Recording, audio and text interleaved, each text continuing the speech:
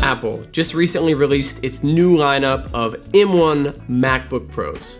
The chip that's been in the iPhone for years, now ported to MacBook. Since Intel dropped the ball back in 2007, Apple has been building their own ARM chips to support all the iPhones and the iPads. These new chips are much more efficient and therefore use less battery in delivering the same amount of power. Now, creative professionals are putting all of these new MacBooks on back order on Apple's site and in stores. Partially because of the pandemic, but mostly because the word is out. These new MacBook Pros are faster than Olympic track records, faster than that weird jet car thing that set a land speed record, and faster than a dog when he hears his food being put into his bowl. These things are nuts, and today we're talking about why I think the ARM architecture is the future of every single laptop. Now, let's go back to what ARM even is.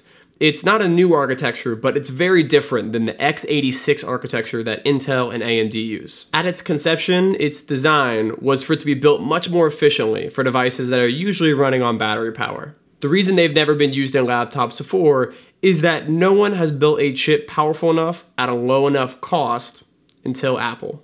Keep in mind, Apple has been building ARM chips for over a decade now, and just recently has it become feasible for them to put them in laptops. These chips started with the iPhone, and then onto the iPad, and then the iPad Pro. And I'm sure at some point people started putting the pieces together. How much power could we give this thing if we tried? The answer? A whole lot.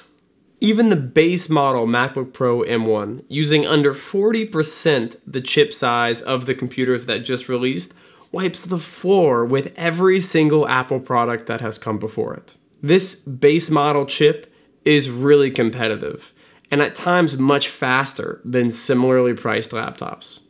This has not even taken into account battery life, which is where this computer shines. On my old MacBook Pro 16-inch, late 2019, that had a 2.4 gigahertz i9 processor, 64 gigabytes of RAM, and a 4 terabyte solid-state drive, I was lucky to get a single session of video editing in without having to plug it into the wall.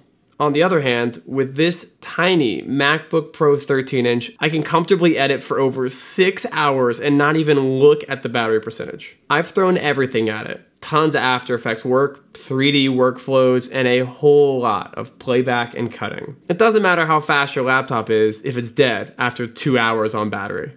Now for the take. I think using ARM chips in laptops is going to become a trend. And me personally, I don't think I'll ever be buying a laptop soon that doesn't have an ARM chip in it. The performance to battery ratio isn't even close. And Apple, for the first time in a while, is leading the charge here. It's unclear when or if anybody's gonna be able to catch up to their lead. The former Mac chief of product from the 90s, Jean-Louis Gasset, recently commented and said, "This leaves Microsoft with a choice. Either forget Windows on ARM and cede modern PCs to Apple, or forge ahead, fix app compatibility problems, and offer an ARM-based alternative to Apple's new Macs." PC manufacturers will have to follow suit. They'll go ARM because, all defensive rhetoric aside, Apple and Microsoft will have made the x86 architecture feel like what it actually is. Old. I tend to agree, Jean-Louis. So now it's your turn. What do you think about the new MacBooks? Do you own one? What do you think about it? And how do you feel about the future of laptops? Thank you so much for watching. Please leave a thumbs up if you liked it, thumbs down if you didn't. Please subscribe, and I'll see you in the next one.